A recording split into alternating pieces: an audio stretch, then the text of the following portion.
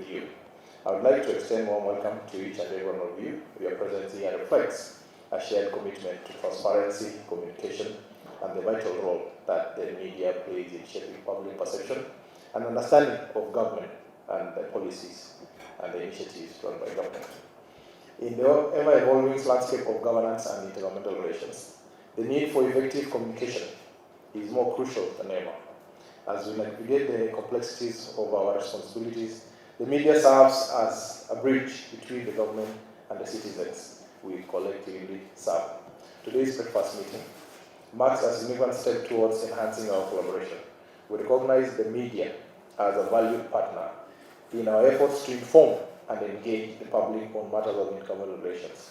Together we can work towards fostering a more informed and empowered citizen. Our agenda for today is not just to share information, but to strengthen the bonds between IGRTC and the media.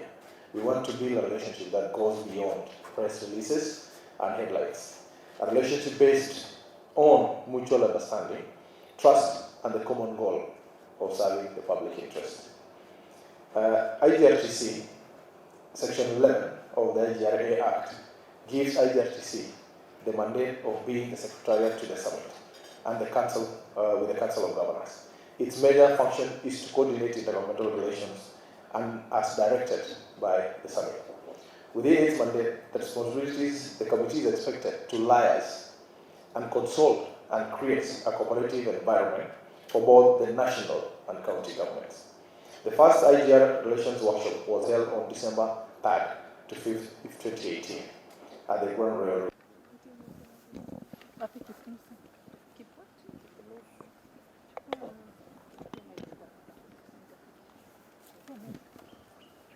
So when we are ready, we are ready.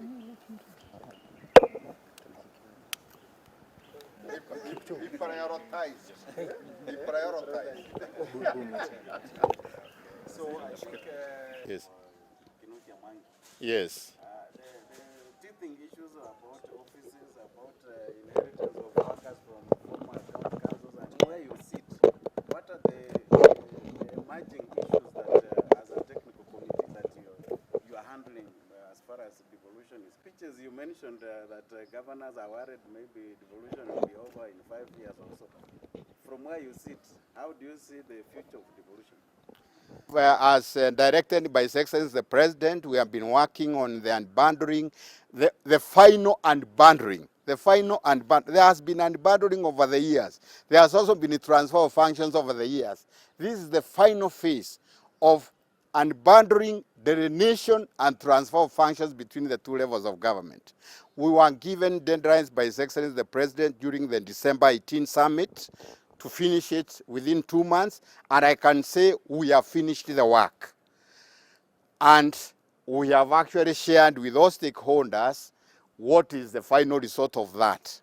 But there are 1 or 2 small issues between the two parties.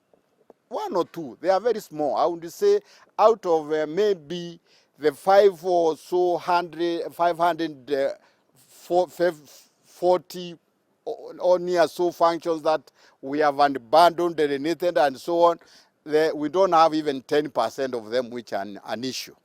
Therefore, we are ready to gazette the 90% plus that we have resolved.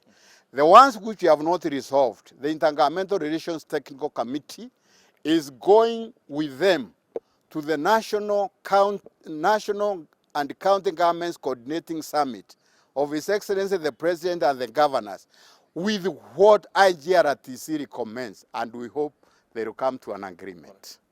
The ones of His Excellency President Dr. William Samoei Ruto very recently in one of the major national addresses, he did say that the new constitution of 2010 was the most transformative political and socio-economic milestone of the country since independence. But that milestone only reflected the beginning of a journey. And in fact, the Constitution, if you asked many of those who are involved in this design, was supposed to be implemented in a phase, in a process. But we took a big bang approach in 2013 in terms of implementation of the Constitution. And therefore, there have been many issues about it. And therefore, for example, it even happened that when devolution took place, there was no Intergovernmental Relations Technical Committee. There was nobody to which was supposed to handle intergovernmental relations.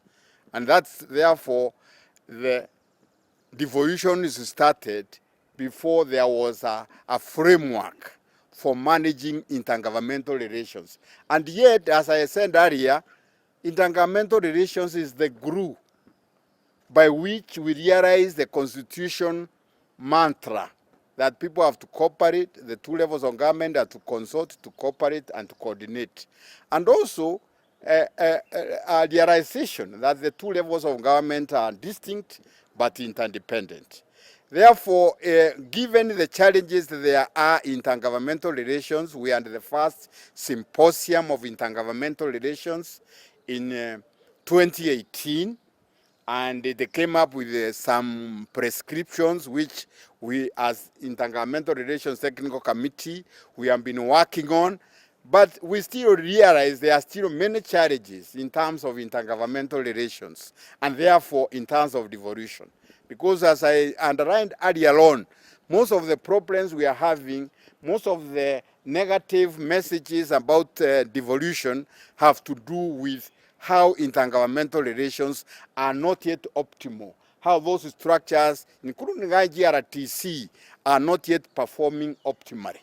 And that is why, therefore, we have this symposium, second symposium, from Monday next week, 4th of March, to have a conversation, not of people within IGRTC, not of people just within government, but from oceans of Kenyans. You know, we have got people from national government, we have got people from county governments, we have got people from civil society, from the media, and also from academia, for example, discussing how can we get intergovernmental relations to work better? How can we get the two levels of government to work better, the county governments to work among themselves better, and that way we know that then devolution is consolidated, devolution is effective, devolution will allow both levels of government to deliver optimally to the people of Kenya in terms of service delivery, in terms of development. That is the purpose of our forum next week. And I don't think I want to say more than that, but if there are any one or two questions, I can answer them. Yeah. But for devolution to work and work well. That is what His Excellency the President has said, and I repeat the same as a senior Kenyan, that there is no option for Kenyans, short of overhauling the Constitution again. And I don't know under what circumstances people would agree to go backwards to the old system, because there were very real issues. Maybe the young generation may not understand them, but for those of us who have been there long enough, and for those who care to study the history of the country, there is no going back to a unitary, to a centralized state, a fully centralized state. Therefore, we have no option as a country but to get devolution to work. And that is where we are, and that's what IGRTC will work for, and we are happy because we believe the national leadership in the person of His Excellency the President, Dr. William Samoei Ruto, understand and know and are working for devolution to be consolidated and to be deepened. Therefore, there is no question about that. And the issues which are there now, many of them were there even from the beginning, and they were even anticipated.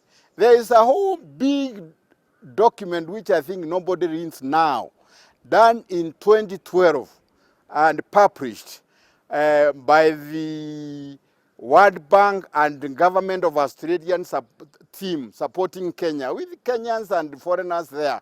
There were many issues. It's called devolution without disruptions. Okay? So a lot of the problems we see now, they were anticipated.